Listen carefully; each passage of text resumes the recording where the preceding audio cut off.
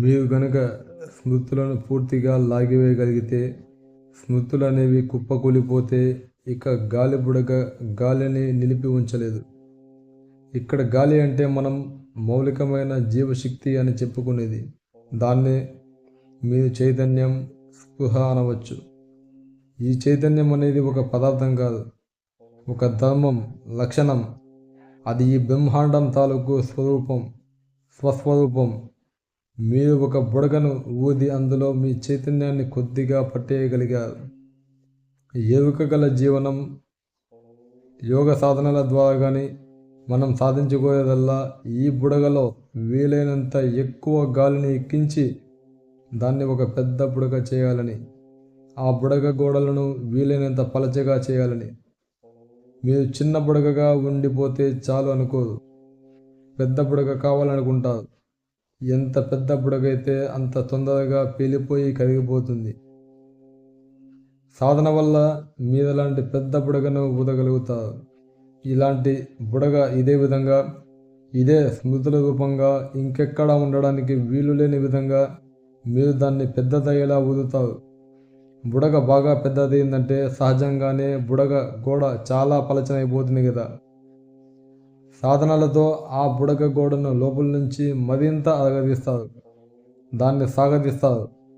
ఏదో ఒకరోజు అది పగిలిపోయే దాకా సాగదీస్తారు. స్మృతులు బాగా పలచన అయిపోయేటంత పెద్ద బుడగ ఊదడం చేత బుడగ పగిలిపోయిందంటే అవి మాయమైపోవాల్సిందే.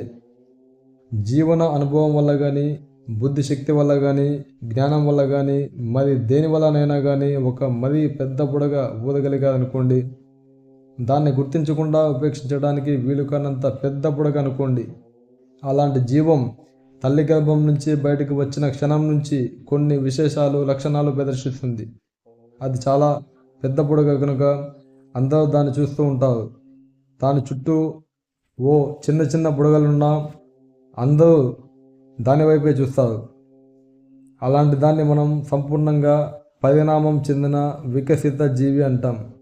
అలాంటి వారు ఆధ్యాత్మిక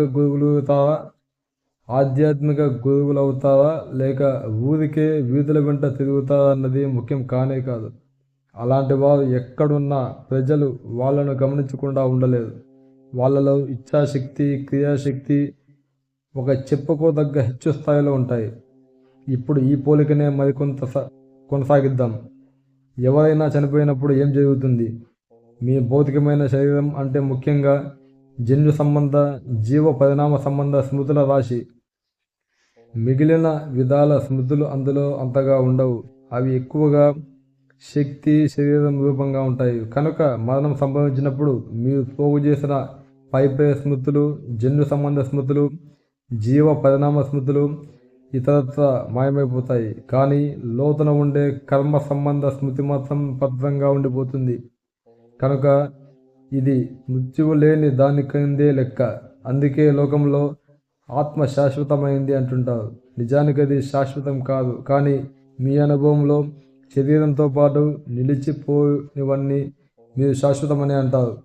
ఈ దృష్ట్యా చూస్తే మీలో ఉన్న దీర్ఘకాలిక స్మృతులు మరణానంతరం కూడా నిలిచి మీ భవిష్య జీవిత స్వరూపాన్ని, భవిష్యత్తులో కలగబోయే అనుభవాలను నిర్దేశిస్తాయి. కనుక అవి శాశ్వతాలే. మీరు మోసే 8 విధాలైన స్మృతులలో 7 రకాల స్మృతులు మీరు మరణించినప్పుడు మాయమైపోతాయి. మీరు మానవ రూపంలో జన్మ ఎత్తడానికి కారణమైన జీవ పరిణామ స్మృతి నశించిపోతుంది. మీ చర్మం రంగు, మీ ముక్కు ఆకారం నిర్ణయించే జన్యు స్మృతి కూడా పోతుంది. సచేతన, సుప్తచేతన, అచేతన స్మృతులు పోతాయి. మీ భౌతిక శరీరం మిమ్మల్ని వదిలిన తర్వాత ముఖ్యంగా మీ కర్మ సంబంధ స్మృతి మాత్రమే మిమ్మల్ని నిలిపి ఉంచుతుంది. మరణం అంటే శరీర పతనం, తర్వాత జీవ ప్రక్రియ కొనసాగింపులో ఒక కర్మ సంబంధమైన స్మృతి మాత్రమే మిగిలి ఉంటుందని మనం అర్థం చేసుకోవాలి. ఇందులో కొంత భాగాన్ని సంచిత కర్మగాను, మరికొంత భాగాన్ని ప్రారంభ కర్మగాను మీరు విభజించవచ్చు. కానీ మిగిలేది మాత్రం కర్మ ఒక్కటే. ఈ బుడగలతో వ్యవహరించే విధానాలలో ఒకటి ఎక్కువ జీవశక్తిని అందులో పట్టి ఉంచడం. అలా చేస్తే మీరు మీ కర్మను కరిగించుకునేందుకు పెద్దగా ఏమీ చేయకపోయినా బుడగ పెద్దదిగా పెరిగిపోవడం వల్ల దాని గోడలు బాగా పలచనవుతాయి. రెండో విధానం, ఆ గాలి బుడగకున్న కర్మ అనే గోడను అరిగిపోగొట్టేయడం. కర్మ అనే గోడను భద్రంగా ఉంచుకున్న వాళ్ళలో చాలా కొద్ది మందికి మాత్రమే ఓ మంచి రోజు చూసి ఆ గోడను బద్దలుకొట్టి బయటపడిపోవడం ఎలాగో తెలుసు. మిగిలిన వాళ్ళంతా ఆ గోడను అరగదీయాల్సిందే. ఆధ్యాత్మిక మార్గంలో ఉన్న వాళ్లకు చాలా ఎక్కువ పనులు అప్పచెప్పడానికి కారణం ఇదే. మీ గాలిబుడగను మీరు లోపల నుంచి అరిగిపోగొట్టలేకపోతే బయట నుంచి అరిగిపోగొట్టాలని ఏదో ఒక పద్ధతిలో ఆ గోడలు వీలైనంత పలచగా చేయాలి. మీరు ధ్యానలింగం లాంటి పవిత్ర స్థానాలలో, ఇతర శక్తివంతమైన స్థలాలలోనూ కూర్చుంటే మంచిదంటారు. లేకపోతే తీర్థయాత్రలకు వెళ్ళమంటారు. అదంతా మీ కర్మదేహాన్ని చక్కదిద్దేందుకే.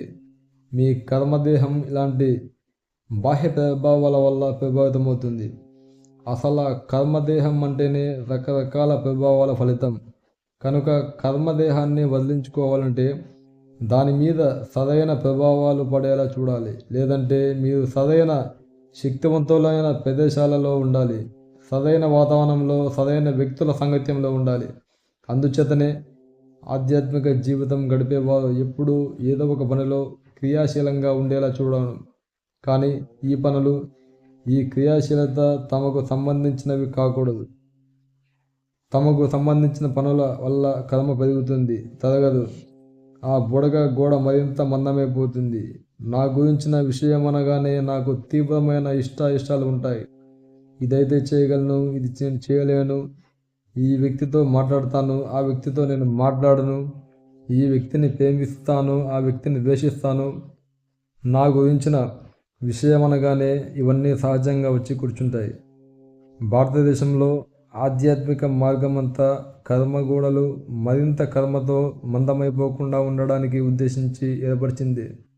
అదే సమయంలో మీరు జీవశక్తిని మరింతగా పోగు చేసుకుంటూ దాని మోతాదును పెంచుకుంటూ పోవాలి. బుర్ర ఎంత పెద్దది, మాకు ఎంత విషయ పరిజ్ఞానం ఉన్నది అన్నది ముఖ్యం కాదు. మీ జీవితం విలువ మీరు పోగు చేసుకోగల జీవశక్తి మీద మాత్రమే ఆధారపడి ఉంటుంది. జీవసారాన్ని గణనీయంగా పెంచుకోగలిగితే దాని చుట్టూ కట్టిన అట్టలు, డబ్బా రేకులు అప్రధానమైపోతాయి. అప్రధానమైనప్పుడు ఆ గోడలు క్రమంగా కరిగిపోతాయి. అవి కరిగిపోతే లోపలి జీవన సాగరం మిగులుతుంది. అది సర్వత్రా వ్యాపించి ఉన్నదే. మీరు దాంట్లో భాగమైపోతారు. ఆ గోడలు మరీ మందంగా, దృఢంగా ఉంటే మీరు ఒక గోల్ఫ్ బంతిలాగా ఉంటారు. జీవసారం తక్కువగా ఉంటుంది, కర్మ ఎక్కువగా ఉంటుంది. మిమ్మల్ని ఎవరైనా కొంచెం కదిలిస్తే చాలు, పడుతూ లేస్తూ బంతిలా గెంతుతారు. కానీ మీరు ఒక పెద్ద గాలిబుడగలా ఉన్నారనుకోండి. పెద్ద గాలిబుడగను ఎవరైనా కదిలిస్తే అది మెల్లగా అలా జరిగిపోతుంది. మనుషుల జీవితాలు ఇలాగే ఉంటాయి. కర్మ సంబంధిత విషయాలకు బానిసలైన వాళ్ళు మీరు వాళ్ళు భుజం మీద ఊరికి చేయి వేసిన రకరకాలుగా గంతులు వేయడం ప్రారంభిస్తారు. కొంత ఆధ్యాత్మిక వికాసాన్ని పొందిన వాళ్ళైతే వాళ్ళను ఎలా కదిలించినా, బస్సు వచ్చి ఢీకొన్నా సరే వాళ్ళు గంతులు పెట్టరు, మెల్లగా జరిగిపోతారు. చూడండి, ఆధ్యాత్మిక ప్రక్రియలు, సాధనలు ప్రారంభించిన వాళ్ళలో అందరూ జ్ఞానోదయం పొందబోవట్లేదు. కానీ వాళ్ళు అలా సాధనలు చేసేది వాళ్ళ కర్మదేహాలను కరిగించుకునేందుకు.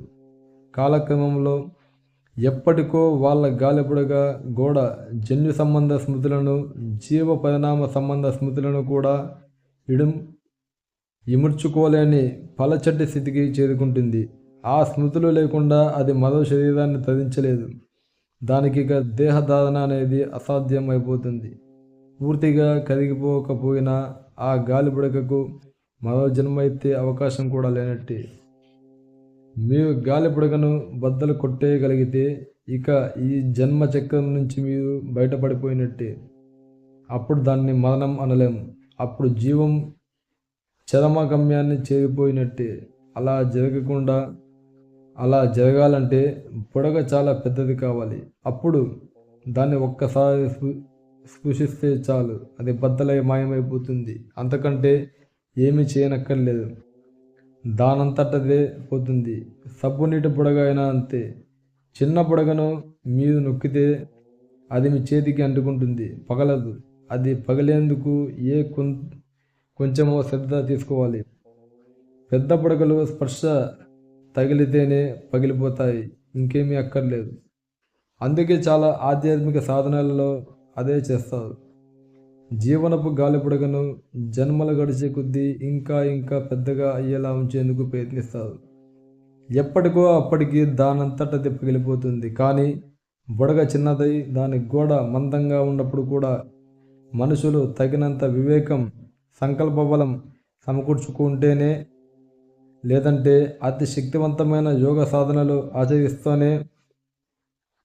సాధనలు ఆచరిస్తేనో ఈ జన్మలోనే దాన్ని బద్దలు కొట్టగలరు.